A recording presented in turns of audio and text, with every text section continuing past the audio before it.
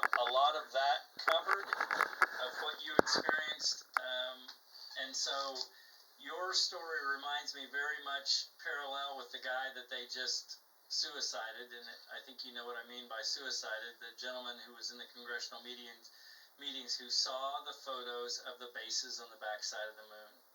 He came forward with that information, and just, I think it was 2 or 3 years ago, riding his bicycle, he got hit by a semi-truck. Now you tell me how often that happens. Which gentleman was that? Zero. I believe he was a staff sergeant. You can look up the congressional hearings, but if you type in, if you type in, of all things, he was not a photo guy. He was, from what I understand, like staff sergeant something, but you can look him up. It's pretty well known now. He was an electronics wizard, and what happened was, I believe he went to either to NASA or to a secret building at NASA, which is, in other words, meaning it's not really NASA. And he was asked to come in to fix some units that were malfunctioning.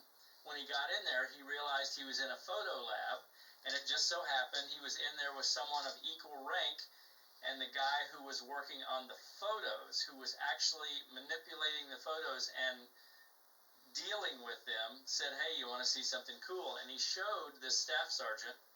And the staff sergeant, even in his interviews, obviously when he was alive, said, I knew in that moment I was in trouble. Wow. I knew he was showing me something that was way above my pay grade, clearance level, et cetera, and I literally got scared and walked away. But at some point, he basically comes forward and says, look, there's many bases on the backside of the moon, and I'm here. And I believe he's in your actual congressional, because I don't follow the congressional stuff, because to me a lot of it is what I call limited hangout. I believe the group that really runs the show is, like I said, above all governments. It's not just the American government or the British, or there's a small group above it all. But I'm telling you, Paul, what you saw is everyday fare throughout the world for decades. And the bases on the far side of the moon, are they ours or somebody else's? Yeah, there's multiple. So originally, obviously not ours. They were Draco, and so Draco Reptilian is what I'm talking about. And again, I'm going to give you both barrels. I'm not holding back, guys. So Michael, not to interrupt you. Now, when you talk about that, I know you know about David Icke. I'm sure you know everything he was talking about.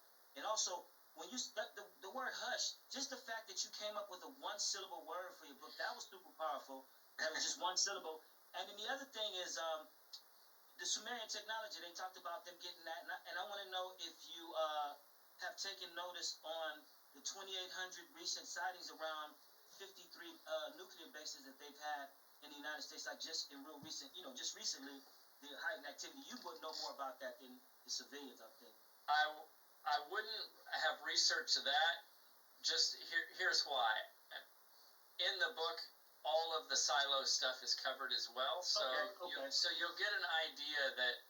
So what I'm trying to do with Hush is give everyone, like the layperson, a very general, broad history of humans and their beginnings of interactions with aliens. I will tell you this, it all has to do with alien-traded technologies, because everybody who's in power wants to have zero-point energy and ships that fly without sound at Mach speeds and can travel to other planets. America began trading after the Nazis, who were the first in contact with a group, which is a group called the Draco Reptilian. And as far-fetched as it sounds, the Nazis knew they were going to lose the war. I'm giving you the nutshell version. All of this is in Hush in much more detail. Like I said, it's 600 pages. You can get the Audible version or the book version, but there's a lot of information in there that kind of gives you a general history of what major